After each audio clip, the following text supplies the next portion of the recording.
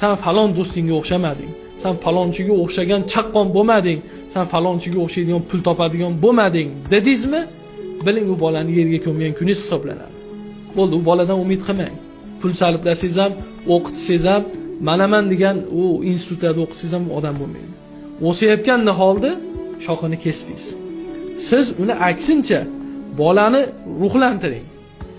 Bir qilayotgan ishlariga ilhomlantiring. Bir og'irroq yuk ko'tardimi, polvon bo'lasan deng. Buni siz narvonga chiqayotgan bolangizni avaylab tomgacha chiqishiga yordamchi bo'ling. Unga osilib yerga yiqitishga harakat qilmang. Solishtirmang. Mayli u xotirasi chatoqdir. Mayli u epchilbasdir.